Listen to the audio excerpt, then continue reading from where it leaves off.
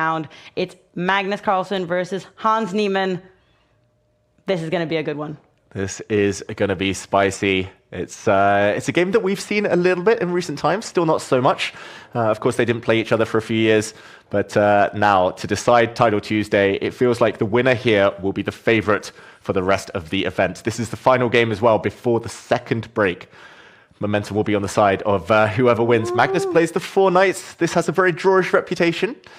Still a lot of life left, but Magnus is going to trade off some pawns, bring his bishop out. Next, he's going to bring his queen out and try to take this knight, try to wreck the black pawn structure. Magnus is playing a safe-ish opening. Do you think it's more important to him to win the entire Title Tuesday than it is to get the perfect 11 out of 11? Oof. Kind of depending on the situation that he's playing as Hans. Is he a little bit like, ooh?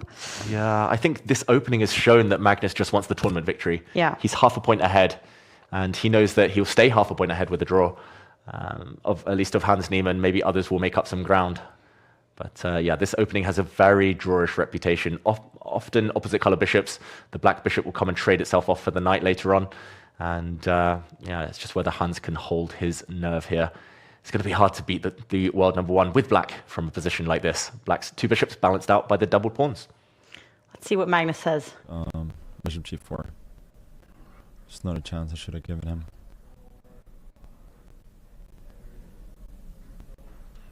Oof. Super focused, Magnus Carlsen. Yeah, he's not talking a lot. He's not talking as much as he usually does.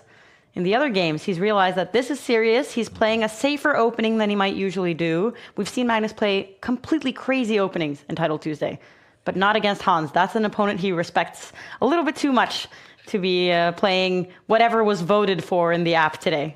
Exactly. There's a lot of honor, bragging rights on the line. And especially the fact that he's ahead in the tournament means that Magnus is keen to minimize risk. The last couple of moves for black have been a bit mysterious, moving the rook forward into the center and then bringing it back. But now we see the trade of bishop for knight.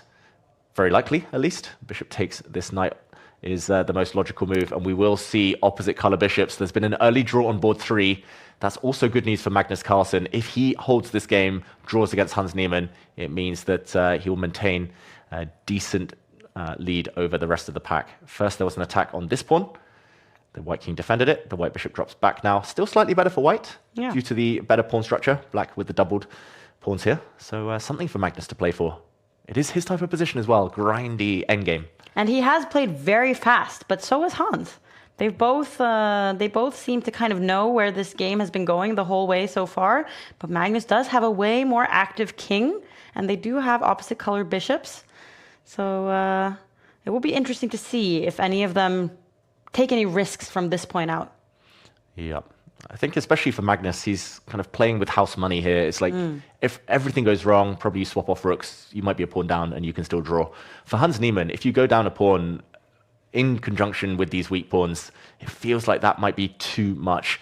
It feels like you might be tipping yourself over the edge there. Magnus shifting his rook across. Black had a chance, maybe a chance he could have taken, should have taken, to trade off rooks. Now this rook move, white might just dodge and say, no trade for you. It will not be opposite color bishops alone. Rooks on the board, there's still winning chances for both sides. As the black bishop drops back, what do you think? Is this going to be a draw that it looks like it should be, or are they both going to press for a win? Oh, I'm wondering if they're kind of waiting it out a little bit. I feel like there are some things you can test. Oh, Magnus is actually offering a trade of rooks. I would take that as an admittance of drawishness. I would too. And it would be kind of cool now if Hans is like, hell no. Ooh. Ooh. He keeps the game alive. We did see the bar say slightly better for white. Probably that just meant that rook's coming off, white can try for a while, but a draw. I think that was brave, Hans Niemann, but it might be brave that backfires because the black king's going to get kicked back soon to a really bad square. Magnus can shift across to this side as well, hit a pawn. He actually just drops back. He's going to try and occupy this open line, and now the black rook has moved away. The white king, I joke about king of the hill, king's getting excited, moving up the board. That's the safest king in an endgame ever. Can never get checked. So active as well. Oh, yeah, that is a good point. It's like a king on an outpost. Yeah. If you could turn it into a knight just for a move or two, it would be even better. But still pretty good, that king. I'm trying to read Magnus's expression because he's played quite fast, but he's been kind of eating and not saying so much during this game. It seems like he's been really focused. Seems a bit passive. Bishop c8 maybe? Bishop d7. Wants to bring his bishop round. He's talking about bringing his bishop now to c8 to start dislodging the black rook. It's very shaky for Hans Niemann, who's kind of only defending with his rook right now. That's the only active piece. The other two are very, very tied up, holding pawns, but still should be fine, since black's rook doesn't allow the white rook to get into the game. Just as I say that, commentator's curse, Magnus is suddenly much better. He's forced the pawns to dart squares. This is good endgame technique. On dart squares, they're easily blockaded, and they also block in black's bishop. Black's bishop has no good stable outposts. The white bishop does, and massively better now for Magnus Carlsen.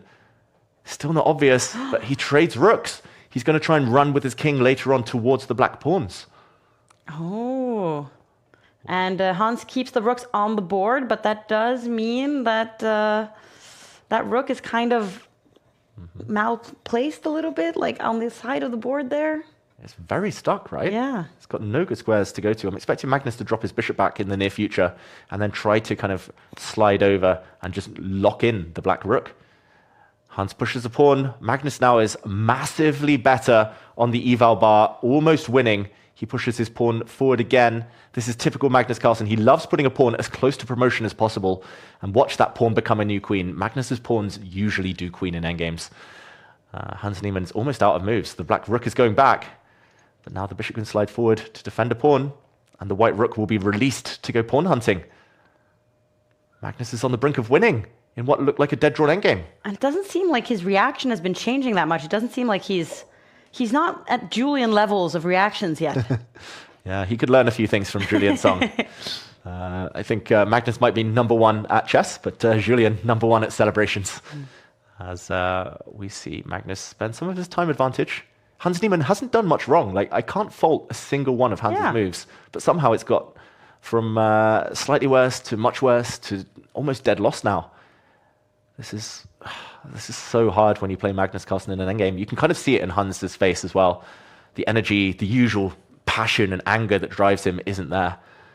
As the white rook comes in, Magnus hunting down the black bishop, which is actually almost trapped. That is classy, classy play by Magnus Carlsen.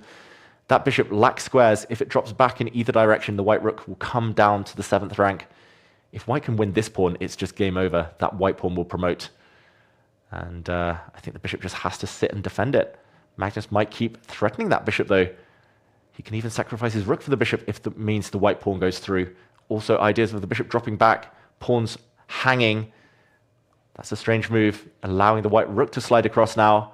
Magnus Carlsen is going to dislodge that bishop. He's going to take a pawn, and he's about to make a new queen. So close to victory now. Wow. And Magnus is still keeping his calm. The clocks have approached each other a lot. Magnus only has now about 30 seconds more than Hans, but at a certain point, he was up by more than a minute. So he's invested some time, but it seems like Hans is now starting to realize that this position is very good for Magnus. Yeah, it's almost automatic as well for Magnus now. You just move your rook out the way, you push your pawn, and there we go. Hans Niemann doesn't want to suffer. He resigns. Magnus, 8 out of 8. So we are in a great position, 8 out of 8. Let's look at it.